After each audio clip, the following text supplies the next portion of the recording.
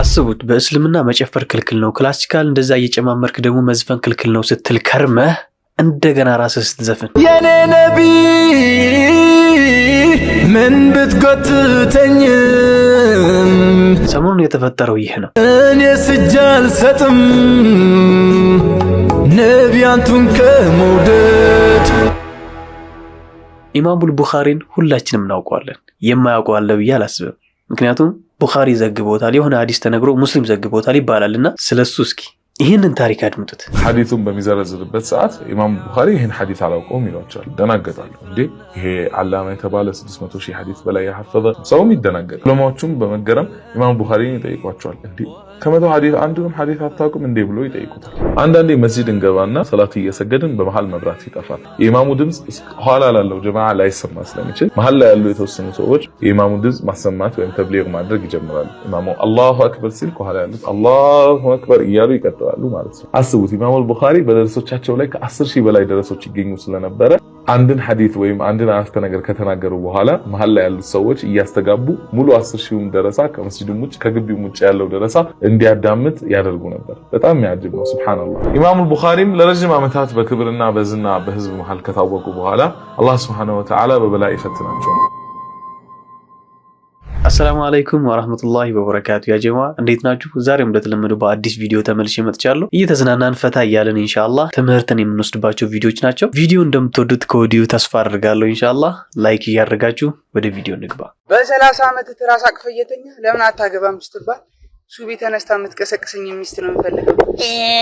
ድንቄ ምሮማስ ኤረዛ 30 ዓመት ይላል። 30 ዓመት በመቀስቀሻ እድሜ ስትቀሰቀስ እንኳን ትንሽ አታፍርም? 20 ዓመት በዱላ 10 ዓመት በዱላ ያልቻሉ ያልተነሳውን ፋዘርን አሁን ምትቀሰቅሰኝ ሚስት ነው የምፈልገው። በጣባ ብራዘር ዩር ኤጅ ኢዝ ራኒንግ ብሮ ዌክ አፕ። ምን ይመስላል ለጥ ያልክ ለጥ ያልክ ይሄ ያስብለ በ30 እና በ40 ዓመቱ ካልቀሰቀሰችኝ ያላገባም የሚል ሰው ይሄ በጣም የሚያሳዝን የከፋ ደረጃ ነው። ሱብሂ ተነስታ ከኔ እኩል የምትሰግድ እንደማለት ሱብሂ ተነስታ የምትቀሰቅስ ላኢላሃ ኢላላህ። አይነው እኮ የሷን ኢማን ጥንካሬዋን ለመግለጽ እንደሆነ ግን አስበው አንተ ለሱብሂ ስትቀሰቅሰ አንተ ነህ እኮ ባልየው አይደል እንዴ? ስለዚህ አንተ ነህ ተነስተህ እሷ ልትቀሰቅሳት የሚገባው እንጂ እሷ ተነስታ እንደገና ይሄ ሼም ነው ወላሂ። የኔ ነቢ እንዴ ኢሳ አረታ እኮ ነው አውቃችሁታል? ሰለምቴ ነው። አይ ቲንክ ደግሞ የኔ መንገድ ላይ ቀርቦ ነበር ሚንበር ቲቪ ላይ። የኔ ነቢ ምን ብትጎትተኝ ነፍሴ ካንቱ መንገድ እኔ ስጃል ሰጥም ነቢያንቱን ከመውደድ ዛሬ አዝኜ አልቅሼ ምንም ባላመጣ ግን ባንቱ ከመጡ እኔ አንገቴን ልጣ። ላኢላሃ ኢላላህ። ለዚህ ምን ይባላል ያ ጀማ? ይህ ልጅ ማለት ከዚህ በፊት መንዙማ ነሽዳዎችን የሚቃወም ሰው ነበር። ከሆነ ሰዓት በኋላ ግን ያው ባህሪ መቀየር ጀመረ። አሁን ደግሞ ያለበት እንግዲህ ይሄ ነው። ሱብሃንአላህ። ነፍስያ እጅግ በጣም ከባድ ነች። ለነገሩ ሐሳብ የማይቀይር ሬሳ ብቻ ነው ይባላል። ይህ ቪዲዮ ልክ ቲክቶክ ላይ ሼር እንደተደረገልኝ ኮመንት ነበር ቀድሜ ያየሁት ደንግጬ ማለት ነውና 90% የሚሆኑ ሰዎች እወድ ነበር አሁን ግን ጠላው አይነት ነገር ነው የሚጽፉት። ምክንያቱም ነግሬያቸዋለሁ ከዚህ በፊት ሲናገር የነበረው ነገር ይህ ነገር የሚቃወም አይነት ሰው ነበር።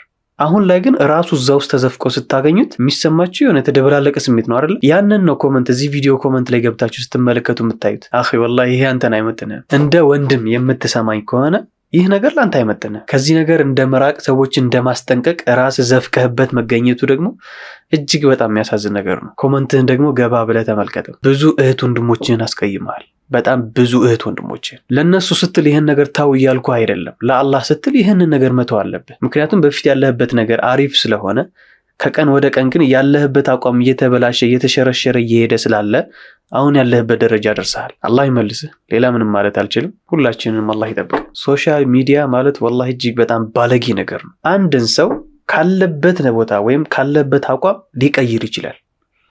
ሶሻል ሚዲያ የሚባለው ነገር ማለት ነው። እናንተ ጠንካራ ካልሆናችሁ በስተቀር ሶሻል ሚዲያ እጅግ በጣም ሊያበላሳችሁ ይችላል። በውስጥ የምትጠይቁኝ አንዳንድ ሰዎች አላችሁ። እኔ እንደዚህ ዩቲዩብ መጀመር ፈልጋለሁ፣ ቲክቶክ መጀመር ፈልጋለሁ ምናምን የምትሉኝ ማለት ነው። የምትጠይቁኝ ራሳችሁን ታውቃላችሁ። ግን እኔ ለሁሉም የምንሰጠው መልስ ራሳችሁን መቆጣጠር የማትችሉ ከሆነ ይቅርባችሁ ነው። ምክንያቱም ሶሻል ሚዲያ ላይ ገባችሁ ማለት የማይሆን ነገር ስትሰሩ እይታው ይጨምራል። ነገር ግን የሚያስተምርና ዲናችሁን የሚጠቅም ነገር ስትለቁ አይታይም። ሁላችንም ደግሞ ገንዘብን እንወዳለን አይደለ? ገንዘብ ያስፈልገናል። መውደዳችን ብቻ ሳይሆን ያስፈልገናልም ጭምር። ለዛ ሲባል የማይሆን ነገር ስንለቅ የሚታይልን ከሆነ ያንን የማይሆን ነገር እየሰራን እንለቃለን ማለት ነው። ያችን ገንዘብ ለማግኘት ስንል ያኔ ነው ዲናችን እየጣስን ቀን በቀን መንገዳችንን እየሳትን እየሄድን ያችን ገንዘብ ለማግኘት የምንሯሯጠው። ለዛም ነው ራሳችን መቆጣጠር ካልቻላችሁ ሶሻል ሚዲያ ላይ አትግቡ የምለው። ወላሂ ሶሻል ሚዲያ እጅግ በጣም ከባድ ነው። ብዙ ወጣቶች አሉ ራሳቸውን በቃ ኮንትሮል አድርገው ሶሻል ሚዲያ ላይ ጠቃሚን ነገር የሚያስተላልፉ አሉ። አላህ ይጨምርላቸው። በዛው ልክም ደግሞ አጀማመራቸው ማሻአላህ ሆኖ መጨረሻቸው ደግሞ አሁን ያሉበት ደረጃ አውዙ ቢላህ የሆኑ ብዙ ወጣቶች አሉ። ከየትኛው መሆን እንዳለብን ማወቅ አለብን ብዬ አስባለሁ። ያው አንዳንዴ እውቅናም ሲመጣ ደግሞ የሰዎች ግፍት ይመጣል። በኮመንትም ሊሆን ይችላል፣ በአካል ሲያገኙም ሊሆን ይችላል። አንተ ግን እንደዚህ ብታረኩ እንደዚህ ይዋጣልሃል ምናምን ሊሉ ይችላሉ። እንደዚህ አይነት ነገሮች ሲመጡ ኖ ማለት አለብን። ምክንያቱም ዲንህ የማይፈቅደው ነገር የሚከለክለው ነገር ከሆነ አንተ ያንን ነገር ልታደርጉ አይገባም። ከዚህ በፊት ወደ 13,000 አካባቢ ሴቶች ጠየቁኝ፣ ለትዳር መሰለኝ ጠየቁኝ ምናምን ብሎ ተናግሮ ነበርና እውነት ይሁን ውሸት አላቅም። 13,000 ሰዎች ደግሞ እንዴት ሊጠይቁት እንደሚችል አይታመንም፣ ግን ሊሆን ይችላል አይታወቅም። እና ምናልባት ያ ነገር ግፊት ፈጥሮበታል ብዬ አስባለሁ። አኺ ወላሂ አንተን አይመጥንም። ይኸውልህ ሀጂ በየኢንስታግራሙ በየቴሌግራሙ የገባ እንደ ወንድምሽኝ ምናምን እያልክ ከምታዝጋት እቤትህ ያለችዋን ታናሽም ይሁን ታላቅ እህትህን ሌላው እንደዚህ እያለ እንዳያዝጋት ጠብቃት፣ ተንከባከባት። ትክክለኛ ወንድም ሁናት። የሰው ቤት ሴት ልጆችን ለቤተሰቦቻቸው እንተዋቸው። ባረከላሁ ፊክ። አትስማማም ሀጂ? በደንብ ነው የምስማማው። እናንተ ሳትስማሙ ከተስማማችሁ በላይ ገለጹልኝ። ሴቶች የሲ ዛሬ ለእናንተ ጥያቄ አለኝ። እናንተ ፕሮቴክት የሚያደርጋችሁ ፕሮቫይድ የሚያደርጋችሁ የሚቆጣችሁ የሚመክራችሁ እንደገና የሚቆጣጠራችሁን ወንድ ነው ወይስ ፕሮቫይድ የሚያደርጋችሁ ፕሮቴክት ምናምን የሚያደርጋችሁና እንደ ልባችሁ እንድትሆኑ ላይክ የማይቆጣጠራችሁ የማይመክራችሁ አይነት ባል ነው የምትፈልጉት? ፈልጌው ነው ኮሜንት ላይ ያሳውቁኝ። ፈልጎት ነው ኮሜንት ላይ ያሳውቁት። ኮሜንት እንድታረብ። እነዚህ ሰዎች ኮንፊደንስ ያላቸው ከመሰላችሁ ተሳስታችኋል። ሼምለስ ናቸው እንጂ በራስ መተማመን የላቸው። ኮንፊደንስ እና ሼምለስነስ ይለያያል። ሼምለስ የሆነ ሰው ሼምለስ የሆነው ለራሱ ምንም ስታንዳርድ ስለሌለው ነው። ኮንፊደንስ ያለው ሰው እኮ ቫልዩ አለው አይደል? እና ያን ቫልዩ ሲጥስ ደግሞ የሚሰማው ሼም አለ። ኢትዮጵያ ሼም እና ይሉኝታ ላይ የተመሰረተች አገር ስለሆነች ሼምለስ የሆኑ ሰዎች ስናይ ከማህበረሰብ ጫና አምልጠው የወጡ ነው የሚመስለን እና የእነሱን ሼምለስነስ ከኮንፊደንስ ጋር እናያይዘዋለን ማለት ነው። ሁለቱን ስላምታታን ይመስለኛል ኢንተርኔት ላይ ቫይራል የሚወጡ ሰዎች አሁን ላይ ሼምለስ ናቸው በብዛት። አሁን ችግሩ ምንድን ነው? እነዚህ ሰዎች ቫይራል መውጣታቸው በቀጠለ ቁጥር ስታንዳርድ እየሆኑ ይመጣሉ። ስለዚህ አንድ ሰው ቫይራል እንደወጣ ወይ ደግሞ አቴንሽን እንዳገኝ ማድረግ ያለብኝ እንደነሱ ሼምለስ መሆን ነው ማለት ነው ብሎ ማሰብ ይጀምራል ማለት ነው። ከተረዳችሁት እየተናገረ ያለው ነገር ትልቅ ነው። ሚዲያ ላይ አንዳንድ ሰዎች አሉ በጣም አሳፋሪ ሰዎች፣ የሚያደርጉት ነገር በጣም የሚያሳፈር፣ ግን እነሱ በቃ ትልቅ ነገር እንዳደረጉ ነው የሚሰማቸው። አዑዙ ቢላህ።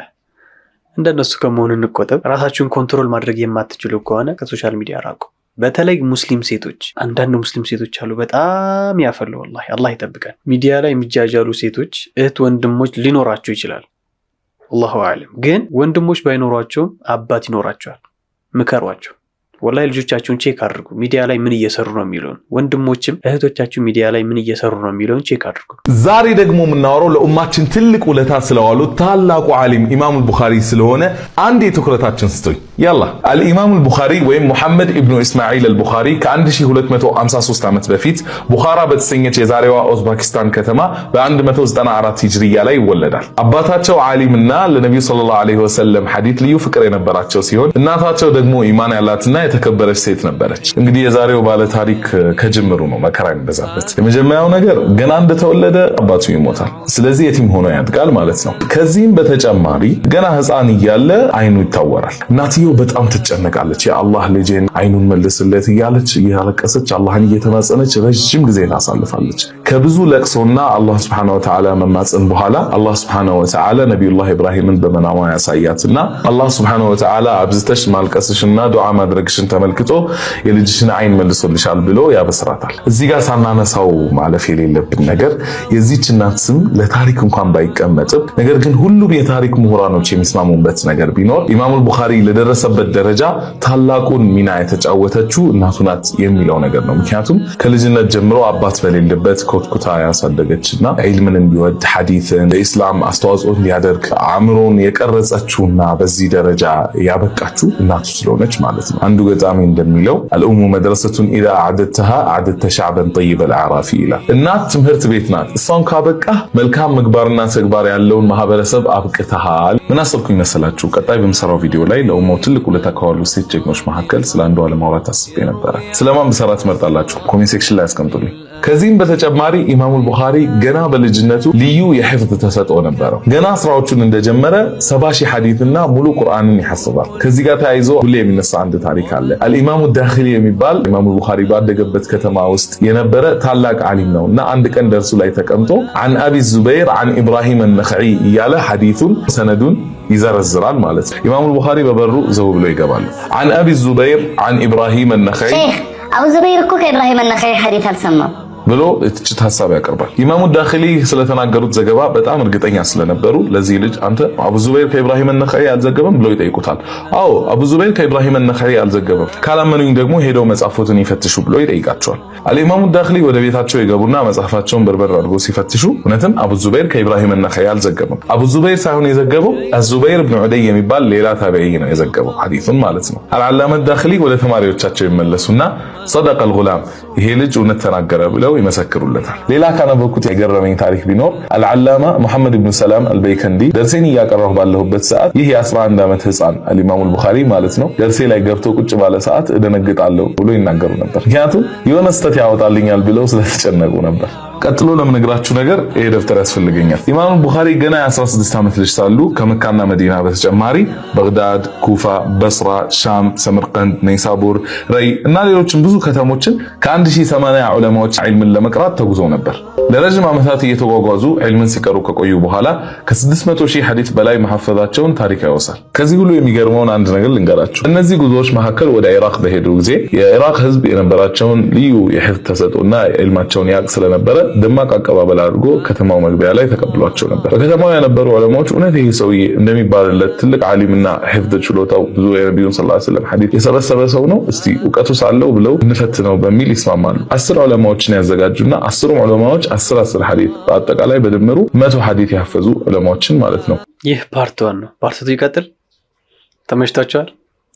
ላይክ እያደረጋችሁ እንቀጥላለን። 10 ዑለማዎችን ያዘጋጁና 10ሩም ዑለማዎች 10 ሐዲስ በአጠቃላይ በድምሩ 100 ሐዲስ ያፈዙ ዑለማዎችን ማለት ነው። 10ሩም ዑለማዎች የያዟቸው ሐዲሶች ለምሳሌ የመጀመሪያው ሐዲስ عن ابي هريره رضي الله عنه عن النبي صلى الله عليه وسلم انه قال انما الاعمال بالنيات ከሆነ ሁለተኛው ሐዲስ ደግሞ ሌላ ራዊ ወይም ሌላ ሰሃባ ለምሳሌ አብዱላህ ኢብኑ መስዑድ የዘገበው ሐዲስና ሌላ መትን ወይም ሌላ ሐሳብ የያዘን ሐዲስ አቡ ሁረይራ የዘገበው ለኢብኑ መስዑድ ሐዲስ ኢብኑ መስዑድን ደግሞ አቡ ሁረይራ የዘገበው ሐዲስ ያደረጉ ሌሎችንም ሩዋቶች ማለትም አቡ ሁረይራ ብቻ አይደለም ከአቡ ሁረይራ የሰማው ሰው ከዛም ተከትሎ ሌላኛውም ሰው ያደረጉ ሰነዶችን እየቀላቀሉ ለኢማሙ ቡኻሪ ያስደምጡታል። የመጀመሪያው ዓሊም ይገባል፣ ሐዲሱን ይነግረዋል። عن ابي هريره رضي الله عنه عن فلان ابن فلان عن فلان ابن فلان እያለ ሐዲሱን በሚዘረዝርበት ሰዓት ኢማሙ ቡኻሪ ይሄን ሐዲስ አላውቀውም ይሏቸዋል። ደናገጣሉ። እንዴ ይሄ ዓላማ የተባለ 600 ሺህ ሐዲስ በላይ ያሐፈዘ የመጀመሪያው ሐዲስ ጥርጣሬ ልባቸው ላይ ያሳርፋል ማለት ነው። ሰውም ይደናገጣል። ጥሎ ያለው ዓሊም ይቀጥላል። 10 ሐዲሶችን ይላል። ሶስተኛውም ዓሊም 10 ሐዲሶችን ይላል። 30፣ 40፣ 50 እስከ 100 ሐዲሶች ድረስ በዚህ ሁኔታ ይዘረዘራሉ። ዑለማዎቹም በመገረም ኢማሙ ቡኻሪን ይጠይቋቸዋል። እንዴ ከ100 ሐዲስ አንዱንም ሐዲስ አታውቁም እንዴ ብሎ ይጠይቁታል።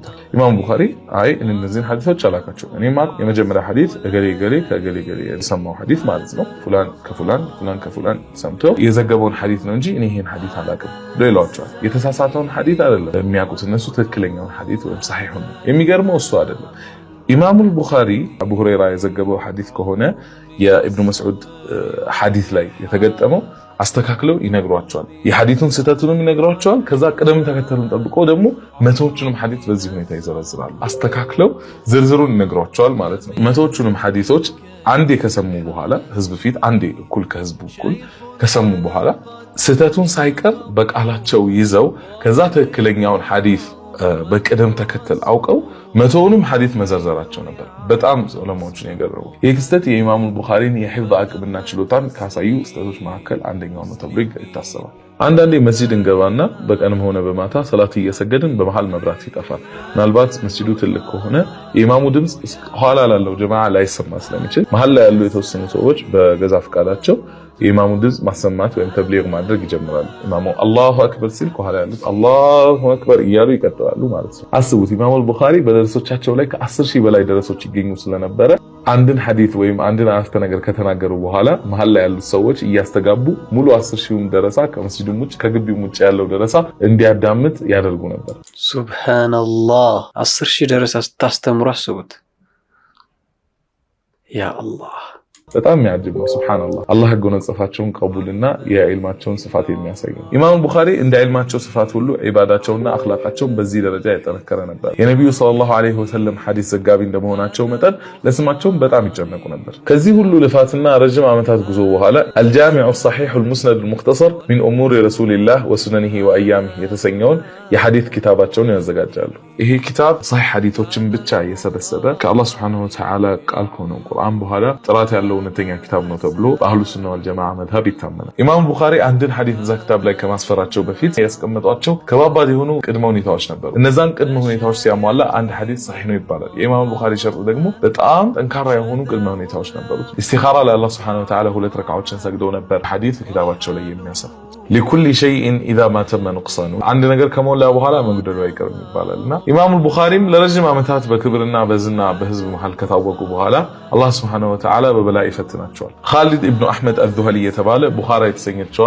ያደጉባትና የተወለዱባትን ከተማ የሚያስተዳድር አንድ አስተዳዳሪ ነበር። ከዕለታት አንድ ቀን አስጠርቷቸው አንተ ቡኻሪ ሆይ ተማሪዎችን አስቀርተህ ከጨረስክ በኋላ እዚህ ቤተ መንግስት ናና እኔና ልጆቼን ሐዲስ አስተምረን ብለው ያዙታል ማለት ነው። ኢማሙ ቡኻሪ አይ በፍጹም ይሄን ላደርግ አልችልም የነብዩ ሰለላሁ ዐለይሂ ወሰለም ሐዲስና ዒልም ወደሱ ይመጣል እንጂ ሐዲሱ ተይዞ ወደ ንጉሶች ዘንድ አይመጣም ብሎ ይመልስለታል። አስተዳዳሪው በኢማሙ ቡኻሪ ምላሽ ደስተኛ ባይሆንም ነገር ግን ሌላ ጥያቄ ያቀርብላቸዋል። ችግር የለውም እኔና ልጆቼ ተያይዘን ወደ መስጂዱ እንመጣለን፣ ነገር ግን እኛም በመታቀራበት ሰዓት ሌላ ሰው ከኛ ጋር ሐዲስን ማዳመጥ አይችልም ብሎ ይነግረዋል። ኢማሙ ቡኻሪ በፍጹም ሊሆን አይችልም፣ እኔ ሐዲስን እያስቀራሁኝ አንድ ሰው መጥቶ ሐዲስን ለማዳመጥ ቁጭ ሲል አይ ተነስ እኔ እነሱን ብቻ ነው የማስቀራው አልልም ብሎ ይመልሱለታል። በዚህ ምላሻቸው ምክንያት ኻሊድ አልዙህሊ ኢማሙ ቡኻሪን ጠምዶ ይዛቸዋል። ኢማሙ ቡኻሪን ከህዝብ ቀልብ ለማስወጣት የተሳሳቱና አስቂኝ የሆኑ ፈትዋዎችን ተናግሯቸዋል በሚል በህዝብ መሃል ወሬው እንዲሰራጭ ያደርግ ነበር። 2 ህፃናት ከአንዲት ፍየል ከጠቡ ወንድማማቾች ይሆናሉ የሚል የውሸት ፈትዋ ኢማሙ ቡኻሪ ላይ አስወርተው ነበር። በዚህ የተነሳ መሐመድ ኢብኑ እስማኤል አልቡኻሪ ከትውልድ ከተማቸው ይባረራሉ። ከቡኻራ ራቅ ብለው ኸርተነክ በተባለች አንዲት መንደር ላይ ቁጭ ብለው ሐዲታቸውና ዒልማቸውን ለጥቂት ተማሪዎች ማስተማር ይጀምራሉ። ያረፉበት ቤት ላይ የነበሩት ሰዎች ዕለታት አንድ ቀን ሌሊት ላይ እንዲህ ብለው ዱዓ ሲያደርጉና አላህን ሲለምኑ ይሰማሉ። ያ አላህ ምድር ከነስፋቷ ጠበበችኝ ወደ አንተ ወሰደኝ ብሎ ዱዓ ያደርጋሉ። ይህን ዱዓ ባደረጉ ከአንድ ወር በኋላ በ256 ዓመተ ሂጅራ ወደ ማይቀረው አኺራ ይሻገራሉ። ረሂመሁላህ ተዓላ ከዛሬ 1000 ዓመት በፊት የሞቱ ቢሆንም ለኡማው በዋሉት ውለታ በሙስሊሞች ዘንድ ዛሬም ሕያው ናቸው። ይህንን የመሰሉ ሌሎች ቪዲዮዎችን ለመመልከት ከፈለጉ ላይክ፣ ሼር እንዲሁም ፎሎ በማድረግ ይጠባበቁ። አሰላሙ አለይኩም ወራህመቱላሂ ወአለይኩም ሰላም ወራህመቱላሂ ወበረካቱ። የሚደንቅ ታሪክ ነው ወላሂ። አላህ ለሁላችንም እውቀት ይወፍቀን። ያንን እውቀት ደግሞ ልክ እንደዚህ የምንጠቀምበት ያድርገን። ለሌሎችም እንዲደርስ ደግሞ ያጀማ ሁላችሁም ይህንን ቪዲዮ ላይክ አድርጉት። የምትችሉ ደግሞ ሼር በማድረግ እንድታደርሱ ጠይቃችኋለሁ።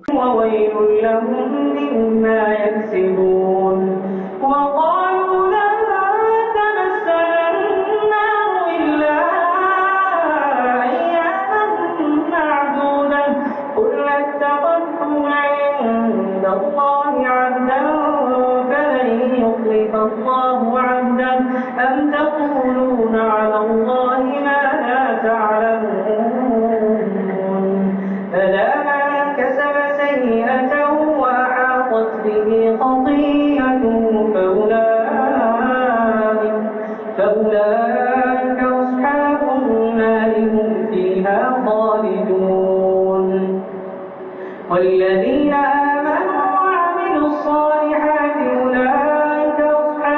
الجنة هم فيها خالدون الله الله الله ይጨምርልህ ያ ጀማ ሁላችንም በቁርአናችን እንጠንክር የዛሬው ቪዲዮአችን ይህን ይመስላል እንደወደዳችሁት አስተማሪም እንደሆነላችሁና ዘና ያላችሁ እንደተማራችሁበት ተስፋ አድርጋለሁ ከእናንተ ጋርም ልክ እንደዚህ አስተማሪና ዘናኝ ቪዲዮዎች ካሏችሁ በቴሌግራም በዚህኛው ወጥ ቪዲዮዎች ልትልኩልኝ ትችላላችሁ እዚያም ተከጀማው ጋር ሪአክት እናደርግበታለን ባላህ ፍቃድ እንዲሁ መሳኪኖችን ማብላት ማጣጣት ማገዝ ፈልጋሉ የምትሉ በዚህኛው የአቢሲኒያ አካውንት የቻላችሁትን አነሰ በዛ ሳትሉ የአቅማችሁን ድጋፍ ማድረግ እንድረስላቸው ማለት ፈልጋለሁ የአቢሲኒያ አካውንት የሌላችሁ ወይም ደግሞ መጠቀም የማትችሉ ሰዎች በዚህኛው የቴሌግራም ዩዘር ኔም አናግሩኝና እናወራበታለን ኢንሻአላህ የዛሬ ቪዲዮአችንን ስለ በቀጣይ ቪዲዮ እስከምንገናኝ ድረስ ሁላችሁም በያላችሁበት ሰላም ሁኑልኝ ወሰላሙ አለይኩም ወራህመቱላሂ ወበረካቱ